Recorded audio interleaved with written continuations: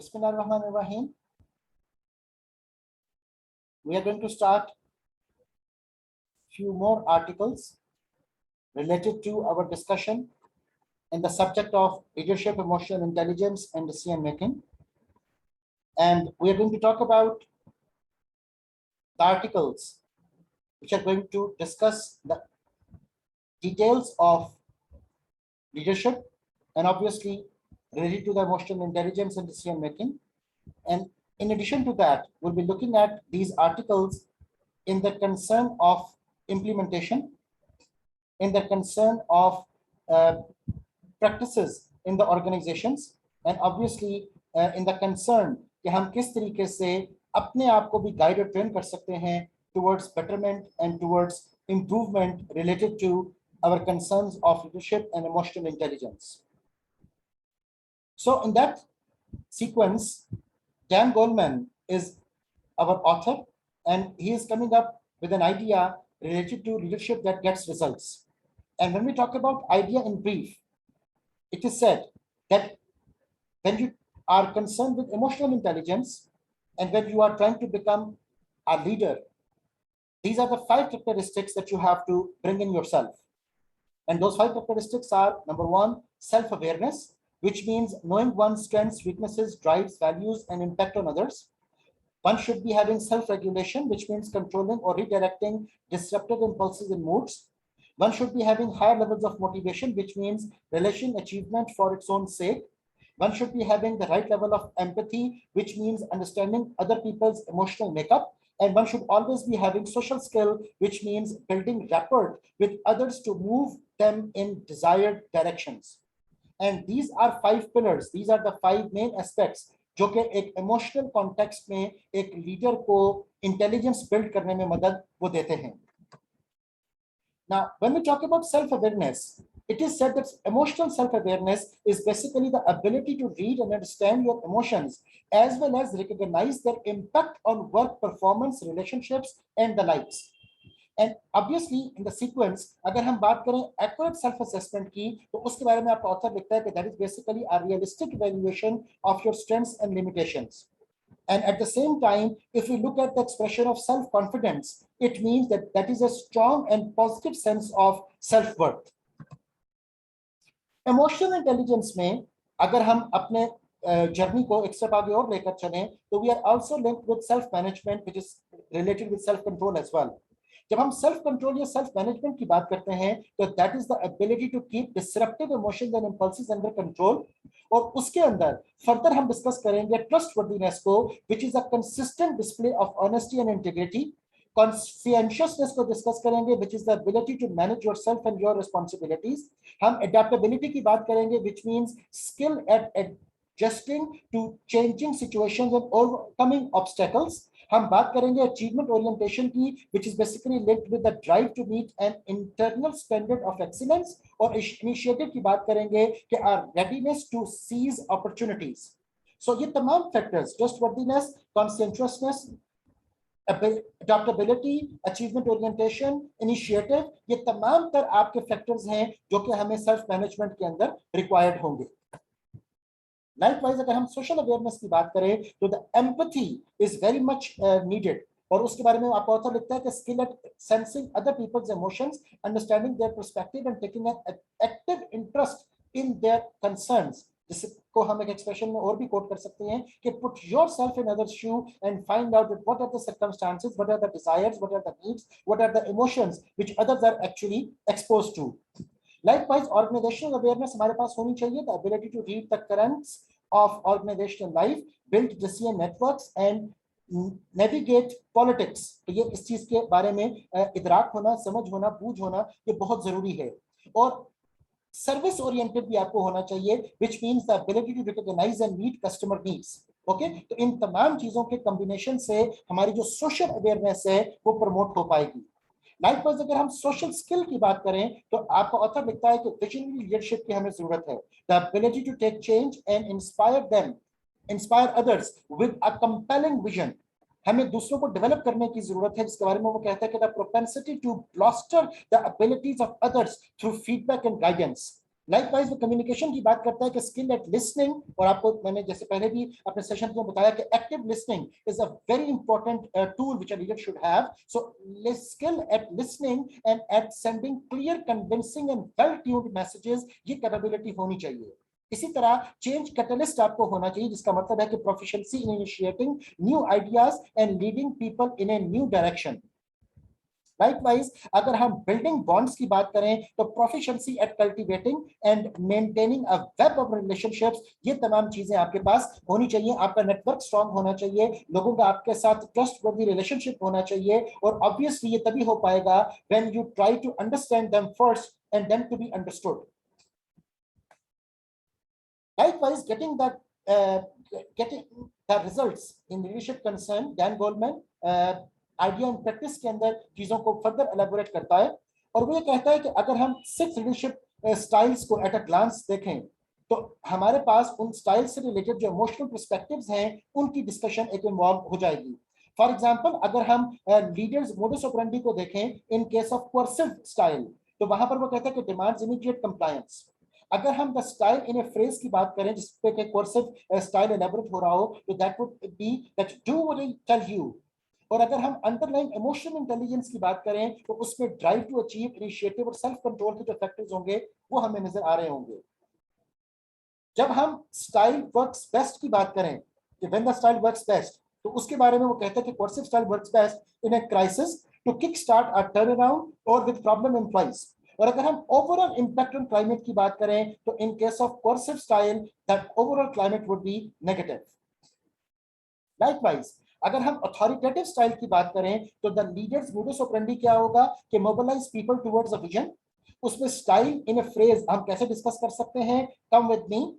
अगर हम emotional intelligence की बात करें कि जो अंडरलाइन वहां पर कॉम्पिटेंसीज के तौर पर अवेलेबल है, तो इमोशनल इंटेलिजेंस के हवाले से अथॉरिटेटिव स्टाइल के अंदर will find self confidence, empathy and change catalyst. अगर हम इस बात को डिस्कस करें कि when the style works best, so your author says that authoritative style works best when changes require a new vision or when a clear direction is needed. और अगर हम overall impact on climate की बात करें तो it is going to be mostly positive. Likewise, अगर हम 6 leadership styles को at a glance देखें in terms of emotional intelligence and other associated details, तो हमारे पास leaders modus operandi in case of affiliative style क्या होगा कि that creates harmony or builds emotional bonds. अगर हम उसको एक फ्रेज में एलैबोरेट करने की कोशिश करें तो एफिलिएटिव के केस में the phrase would be people come first. अगर हम एफिलिएटिव के केस में अंडरलाइन इमोशनल इंटेलिजेंस कॉम्पिटेंसीज की बात करें तो there would be empathy, building relationships and communication. अगर हम इसको डिस्कस करें कि ये स्टाइल कब वर्क बेस्ट करेगा, तो affiliative style would work best to heal rifts in a team और to motivate people during stressful circumstances, और ओवरऑल इंपैक्ट इसका पॉजिटिव है. इसी तरह अगर हम लीडरशिप स्टाइल में डेमोक्रेटिक स्टाइल को पिक करें तो उसमें लीडर्स मोडस ऑपरेंडी क्या होगा, फॉर्जेस कंसेंसस थ्रू पार्टिसिपेशन. उसमें स्टाइल इन फ्रेज हम कैसे बयान कर सकते हैं कि व्हाट डू यू थिंक, जब दूसरों से पूछा जाता है कि व्हाट डू यू थिंक, आपका क्या ख्याल है, आपकी राय को सामने हाल किया जाएगा. अगर हम अंडरलाइन इमोशनल इंटेलिजेंस कॉम्पिटेंसीज की बात करें तो collaborative team leadership and communication हमें मिलेगी. अगर हम ये देखें कि ये स्टाइल कब बेस्ट वर्क करेगा, तो टू बिल्ड बाय इन और कंसेंसस और to get input from valuable employees. और अगर हम इसका ओवरऑल इंपैक्ट देखें तो that is going to be positive.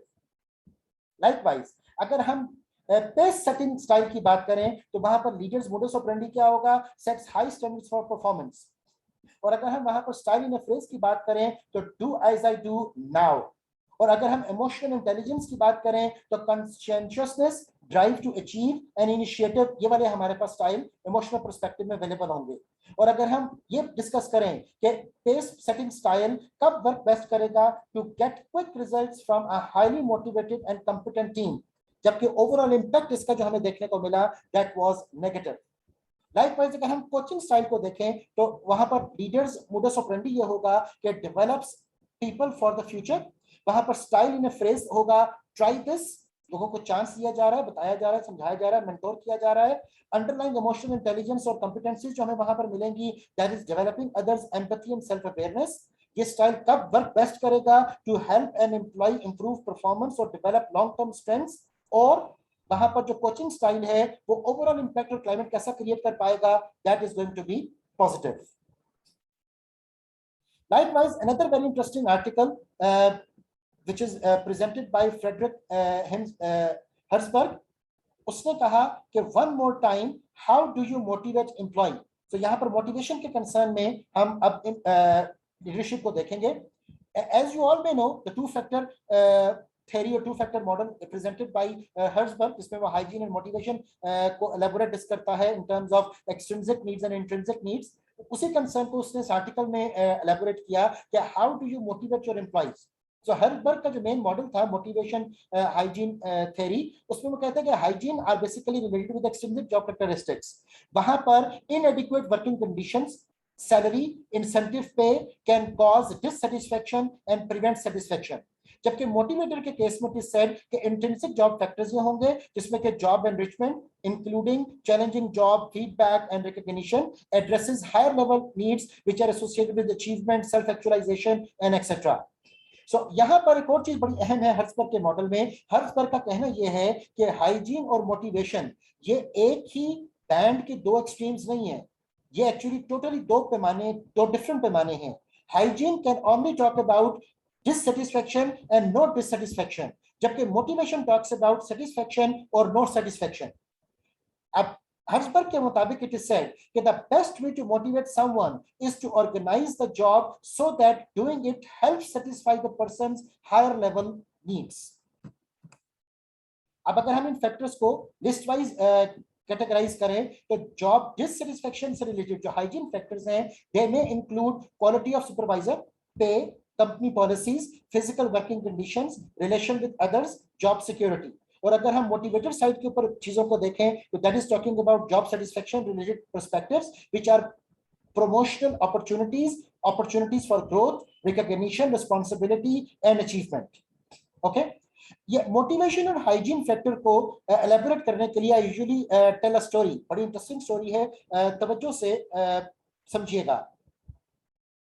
एक दफा का जिक्र है कि एक बादशाह बहुत ताकतवर था, उसके पास बेपनाह फौज थी, असलहा था, माल असबाब थे, बहुत बड़ी मुमलिकत थी, सब कुछ था सिवाय एक चीज के कि वो शख्स खुश नहीं था. कुछ उसको इनर डिससैटिस्फैक्शन फील होती थी, कुछ उसकी फीलिंग थी which was always bothering him. वो उसको आइडेंटिफाई नहीं कर पाता था कि वो क्या वजह है कि सब कुछ होने के बावजूद भी मैं खुश नहीं हूं.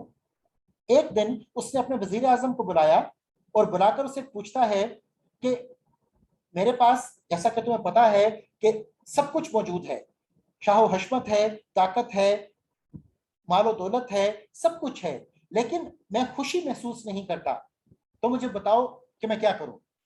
वजीर आजम चूंकि एक अक्लमंद आदमी था, उसने कहा कि जनाब ये तो बड़ा सिंपल सा काम है, आपको एक ऐसे शख्स के जूते पहनने हैं जो कभी जिंदगी में ना खुश ना हुआ हो, तो आप खुश हो जाएंगे.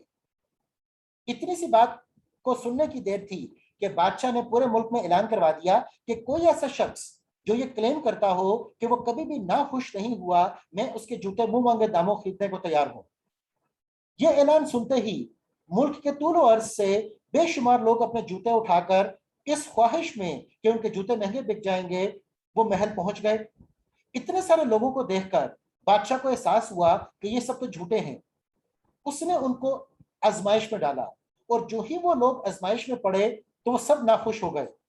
इससे साबित हो गया कि वो लोग झूठ बोल रहे थे, वो महज धोखा देने की कोशिश कर रहे थे कि वो जिंदगी में कभी नाखुश नहीं हुए और वो अपने जूते सिर्फ बेचना चाहते थे. इस नाकामी ने बादशाह की नाखुशी में फर्दर इजाफा वो कर दिया. उसने अपने वजीर को फिर बुलाया और बुलाकर कहा कि मुझे तो कोई ऐसा शख्स नहीं मिला कि जो जिंदगी में कभी नाखुश ना हुआ हो, जिससे कि मेरे गम और अलम में फर्दर इजाफा हो गया है. अब मुझे एडवाइस करो कि मैं क्या करूं. वजीर चूंकि एक अक्लमंद आदमी था, उसने कहा जनाब मैं आपको एक शख्स का पता बताता हूं. वो एक बूढ़ा मछेरा है जो दूर इलाके में रहता है, आप उसके पास चले जाएं या उसको अपने पास बुला लें और वो शख्स हमेशा खुश रहता है और वो आपका मसला हल कर देगा. बादशाह को इस स्टेज तक लोगों पर से एतबार उठ चुका था. उसने भेस बदला और उस इलाके में चला गया। वहां जाकर उसने उस बूढ़े मछेरे को बड़ा क्लोजली ऑब्जर्व करना शुरू किया। कई दिन और हफ्ते वो उस बूढ़े मछेरे को ऑब्जर्व करता रहा कि कहीं ये नाखुश तो नहीं होता।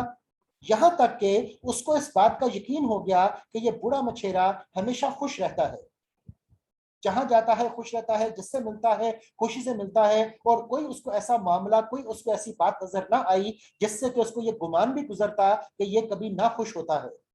यहां तक कि एक दिन उसके सब्र की इंतहा न रही और वो बादशाह उस बूढ़े मछेरे को मिलने गया। उसने भेष यकीनन बदला हुआ था। वो जाकर उस बूढ़े मछेरे को पूछता है, बाबा आप हमेशा खुश रहते हैं? बूढ़े मछेरे ने बड़ी खुशी से जवाब दिया, हाँ बेटा, मैं हमेशा खुश रहता हूं। बादशाह ने एकदम से सवाल पूछा कि बाबा मैं आपके क्या जूते ले सकता हूं? बूढ़े मछेरे ने बड़ी खुशी से जवाब दिया कि बेटा मेरे पास तो जूते ही नहीं हैं। यहां पहुंचकर, जिंदगी के इस स्टेज पर पहुंचकर, इस मुकाम पर पहुंचकर बादशाह को पहली मर्तबा एहसास हुआ कि वो ये समझता था कि वो किसी के भी जूते खरीद सकता है अपनी खुशी के लिए, लेकिन आखिरकार उसको जो सबसे खुश इंसान मिला, और जब उसने उसके जूते खरीदने की कोशिश की तो उसके पास जूते ना थे। लिहाजा हासिल कलाम यह है, इस सारे मॉरल ऑफ द स्टोरी ये है कि मटेरियल सोर्स ऑफ हैप्पीनेस हमेशा नहीं हो सकता। मटेरियल आपको डिससेटिस्फेक्शन से नो डिससेटिस्फेक्शन तक तो ला सकता है, लेकिन आपको सेटिस्फेक्शन में लेकर नहीं जा सकता। सो हर्ट्जबर्ग का ये मॉडल बहुत इंपॉर्टेंट है जब हम इंट्रिंसिक और एक्सट्रिंसिक नीड्स की बात करते हैं, जब हम टेंजिबल और इनटेंजिबल में फर्क को समझ पाते हैं, जब हम वर्बल और नॉन वर्बल की एसोसिएशन को अंडरस्टैंड कर पाते हैं, तब हम बेहतर डिसाइड कर पाएंगे कि किस शख्स को कब, कहां, क्यों, कैसे, क्या दरकार है। So how do you motivate your employees? तो याद रखिएगा कि आप पैसे से किसी को खरीद नहीं सकते। याद रखिएगा कि पैसे से खुशी खरीदी नहीं जा सकती, पैसे से सेटिस्फेक्शन खरीदी नहीं जा सकती। So intrinsic perspectives sometimes are having more impact on the person's life as compared to just the extrinsic aspects. So अगर हम इस पूरे मॉडल को आइडिया इन प्रैक्टिस में देखें, in terms of one more thing, how do you motivate your employees? So the idea is coming that enrich employees job by applying these principles. आप किन principles and employees की job को enrich कर सकते हैं? Number one, increase individuals accountability for their work by removing some controls. Number two, give people responsibility for a complete process or unit of work. Number three, make informative decisions and make information available directly to employees rather than sending it through their managers first. Number four, enable people to take on new, more difficult tasks they haven't handled before. And the next point is assign individuals specialized tasks that allow them to become experts. And in the survey, as conducted by the Herzberg, उसने identify किया कि intrinsic aspects में factors characterizing 1753 events on the job that led to extreme satisfaction, and they were recognition, work itself, responsibility, advancement and growth. And factors characterizing 1844 events on the job that led to extreme dissatisfaction, they were related with company policy and administration, supervision, relationship with supervisor, work conditions, salary, relationship with peers, personal life, relationship with subordinates, status and security. So अब यहाँ पर भी हमें ये बात clear हो रही है कि हमें इस बात को बड़ा क्लियरली विजुअलाइज करना चाहिए कि intrinsic and extrinsic factors they basically act separately, और समटाइम्स जो इंट्रिंसिक फैक्टर्स हैं they are having more weightage as compare to the extrinsic factors. Okay. Likewise, another very interesting article जो आपके लिए मैंने चूज किया, and that is titled as the setup of fail syndrome. The setup to fail syndrome, उसमें हम idea in brief को सबसे पहले देखते हैं, और idea in brief में it is said that setup to fail syndrome में employees whom you perhaps falsely view as weak performers, live down your expectations. और वो expectations कब वो कम कर देगा? Here's how. Number one, you start with a positive relationship. Number two, something, a missed deadline, a lost client makes you question the employee's performance. You begin micromanaging him. Then, suspecting your reduced confidence, the employee starts doubting himself. He stops giving his best, responds mechanically to your controls, and avoids decisions. And you view his new behavior as additional proof of mediocrity and tighten the screws further. So ये तमाम वो चीजें हैं जो आपको setup to fail syndrome की तरफ वो ले जाती हैं.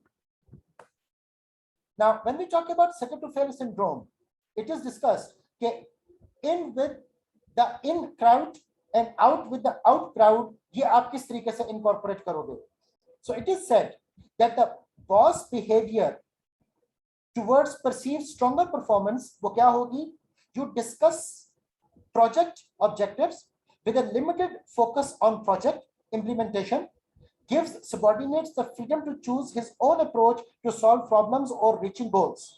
Number two, the person who is doing all that treats unfavorable variances, mistakes, or incorrect judgments as learned opportunities and make himself available as in let me know if I can help initiative, causal and personal conversations, is open to subordinate suggestions and discuss them with interest, gives subordinates interesting and challenging stretch assignments, often allows subordinates to choose his own assignments, solicits opinions from subordinates on organizational strategy, execution, policy, and procedures, often defers to subordinates' opinion in disagreements, and praises subordinates for work well done.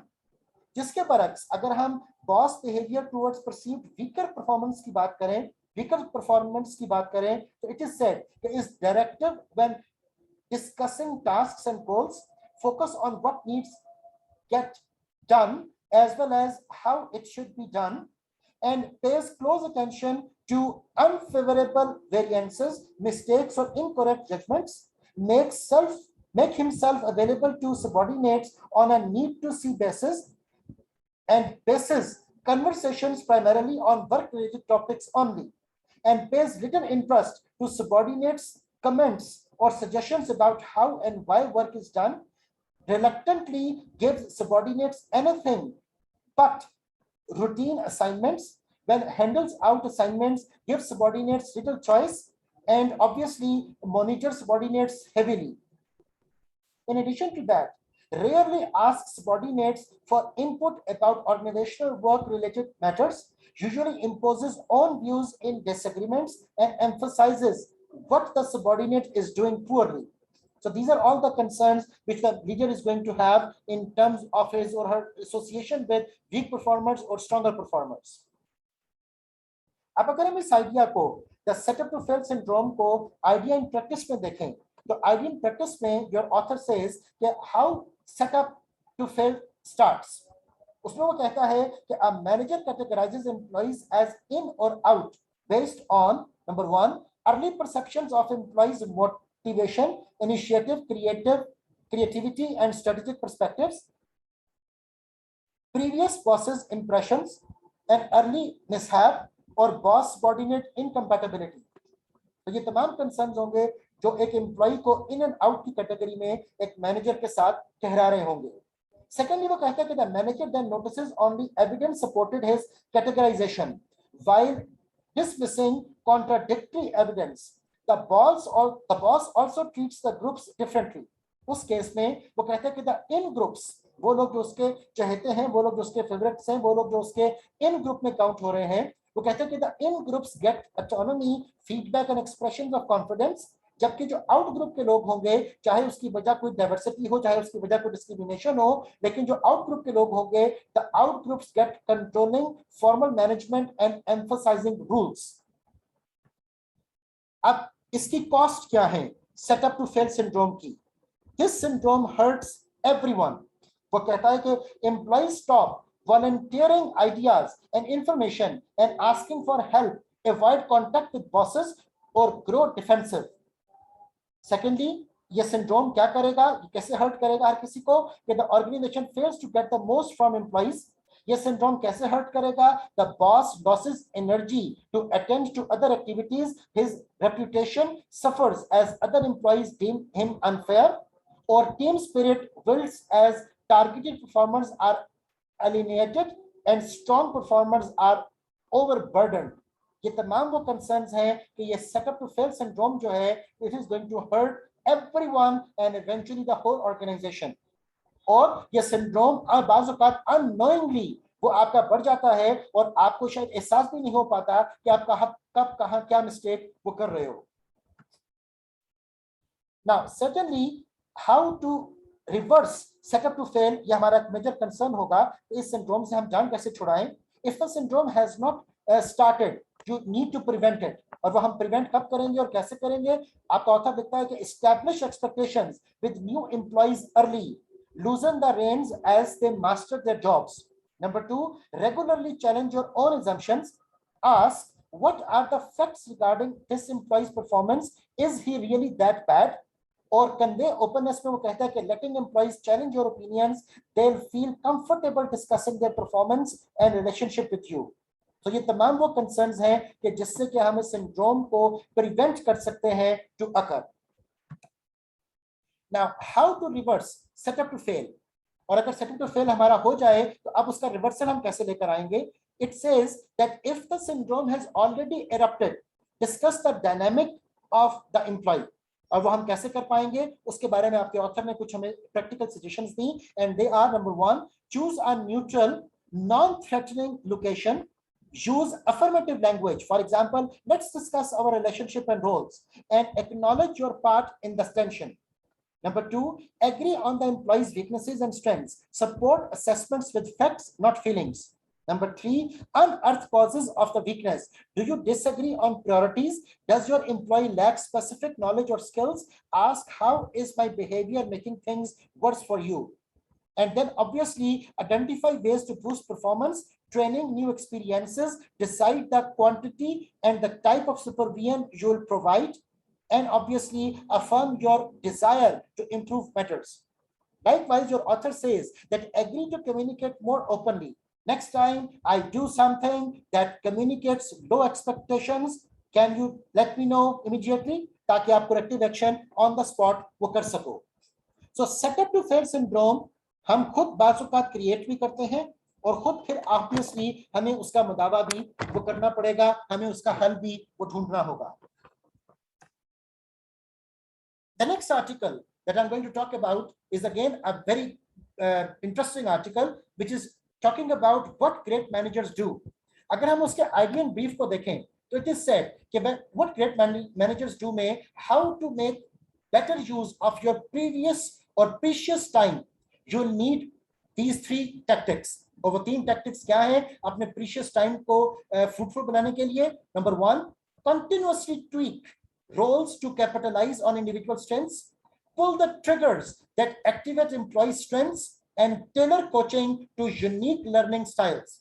And how beautifully the author has elaborated the 3 ways जिससे कि हम अपने time को ज़्यादा fruitful और great वो बना सकते हैं. जब हम बात करें tailoring coaching to unique learning styles में तो योर ऑथर सेज कि give analyzers the information they need before starting a task. Start doers off with simple task, then gradually raise the bar. Let watchers ride shotgun with your most experienced performers. Okay, so ये तमाम वो concerns हैं कि जिससे कि हम लोगों की कैपेबिलिटीज को बेहतर तौर इनकॉर्पोरेट वो कर सकेंगे. So the payoffs for capitalizing on employees' unique strengths वो क्या हो सकते हैं. Number 1, you save time. Number 2, your people take ownership for improving their skills. And number 3, you teach employees to value differences, building a powerful sense of team. अब इस concern को what great managers do if we look in terms of practice. So your author says that capitalize on employee strengths. और हम वो कैसे capitalise कर पाएंगे. Number 1, identify each employees unique strengths and try to improve them. Number 2, Actively listen to employees. Number 3, identify each employee's intrinsic satisfaction. And number 4, recognize, encourage and motivate. तो ये तमाम वो तरीके हैं जिससे कि हम एम्प्लॉइज की स्ट्रेंथ को मल्टीप्लायर इफेक्ट के साथ यूज वो कर सकते हैं. लाइकवाइज जब हम रिकॉन्फ़िगर करने की बात करें कि reconfigure work to neutralize weaknesses, it is said that identify each employee's unique weaknesses and try to overcome them. Number 2, use your creativity to envision more effective work arrangements. Number 3, identify training need assessment and provide required trainings. And number 4, adopt unconventional job designs. तो ये तमाम वो तरीके होंगे जिससे कि हम neutralise कर पाएंगे वीकनेसेस को, और पहले हमने डिस्कस किया कि हम स्ट्रेंथ्स को कैपिटलाइज वो कैसे कर सकते हैं. Now to activate employee strengths, अब कुछ हमारे पास इसके बारे में पॉइंट्स अवेलेबल हैं कि if an employee values recognition from his peers, तो आप क्या करो, praise him by publicly celebrating his achievement in front of coworkers. अगर उसको रिकॉग्निशन चाहिए from you, telling him privately but vividly why he is such a valuable team member. अगर उसको recognition चाहिए with other with similar expertise, तो giving him a professional or technical reward. और अगर उसको customers की तरफ से recognition चाहिए, तो posting a photo of him on his best customer in the office. ठीक है, so ये तमाम तरीकेकार है कि जिससे कि हम बेहतर टेलर कर सकते हैं methodologies को to get the maximum out of our employees. Likewise, Taylor coaching and learning perspective में वो बात करता है कि if an employee is an analyser, तो आप क्या करो, he requires extensive information before taking on a task and he hates making mistakes, तो उसको कोच करने की जरूरत है. ठीक है, so coach him with ample classroom time, role playing with him, giving him time to prepare for challenges.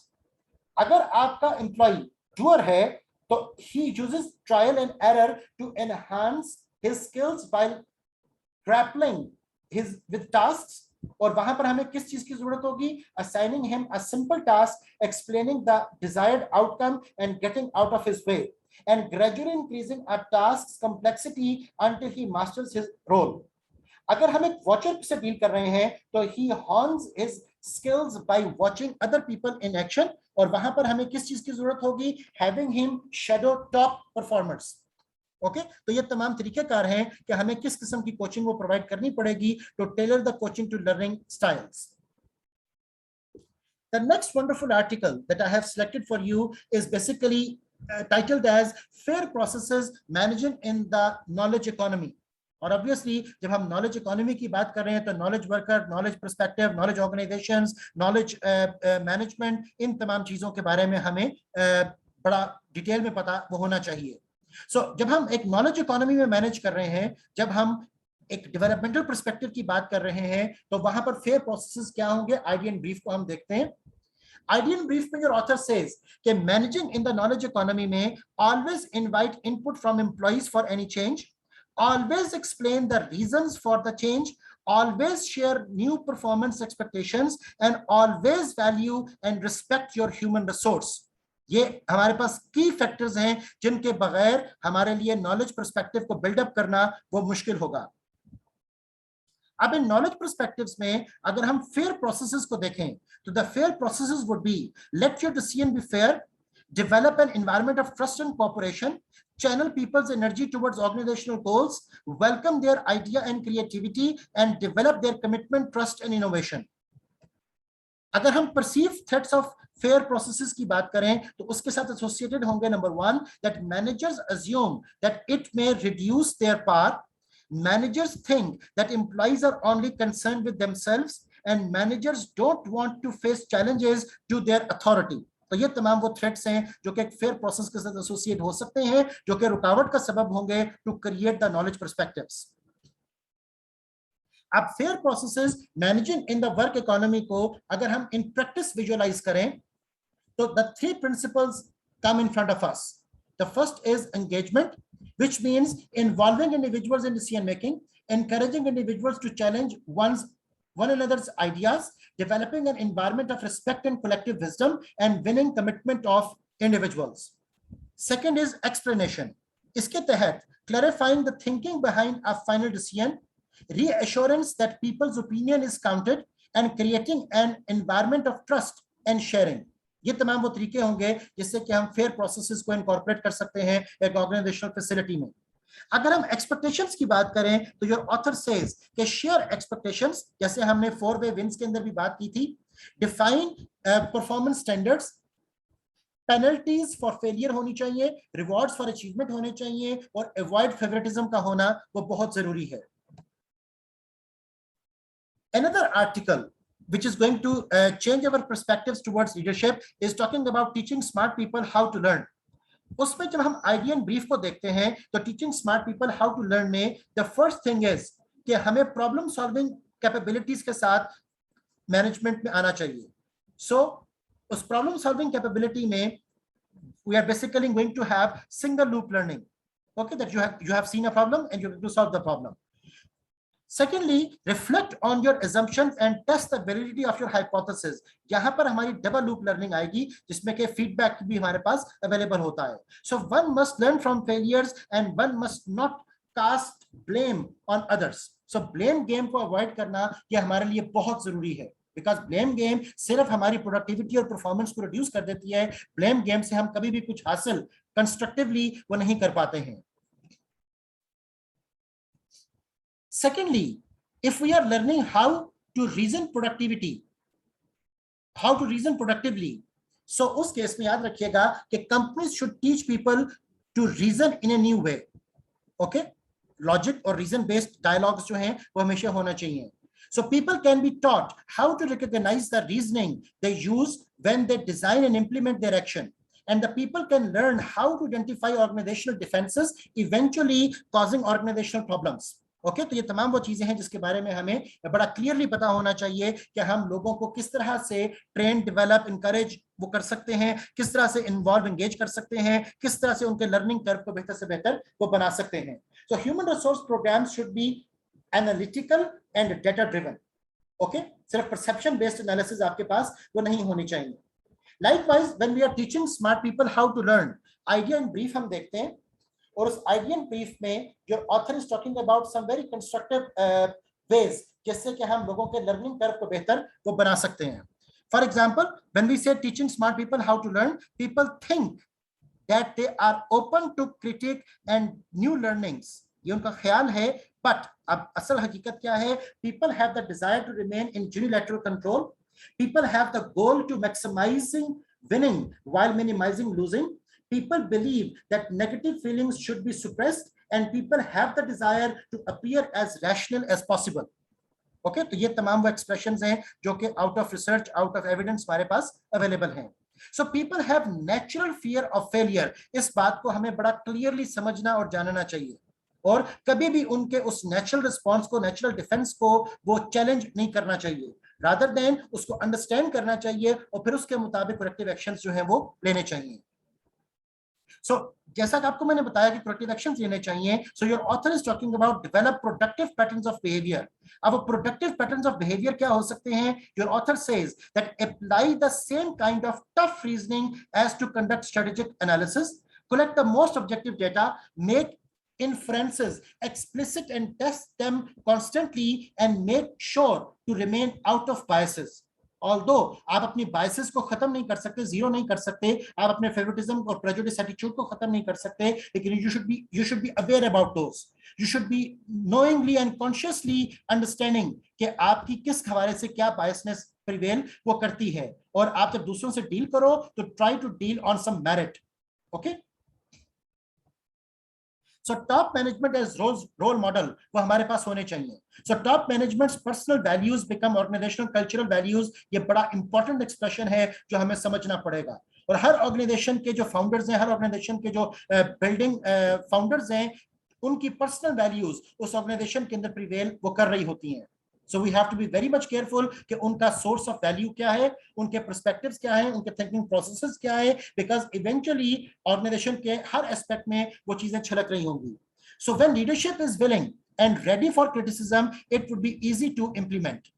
Okay तो ये चीज बड़ी इंपॉर्टेंट है हमारे पास कि अगर हम करेक्टिव एक्शन लेकर आना चाहते हैं तो करेक्टिव एक्शन बॉटम अप नहीं होगा बल्कि वो हमेशा टॉप डाउन होगा। ओके और अगर टॉप मैनेजमेंट विलिंग नहीं है अपने आप को अपडेट और अपग्रेड करने के लिए, अगर टॉप मैनेजमेंट विलिंग नहीं है ट्रेनिंग्स हासिल करने के लिए, अगर टॉप मैनेजमेंट का ये ख्याल गुजर रहा है कि दे आर ऑलवेज परफेक्ट, तो they are always wrong. Okay so remember one thing कि लीडरशिप केस में the leaders first of all must be willing and ready for the criticism, और फिर वो चीजों को प्रॉपरली इंप्लीमेंट वो कर पाएंगे। Another important article which I have picked for you is titled as How Unethical Are You? Now this is very satiric and very critical analysis कि how unethical or ethical are you and how do you know that, by the way? इसके idea in brief को हम देखते हैं। So are you an ethical manager?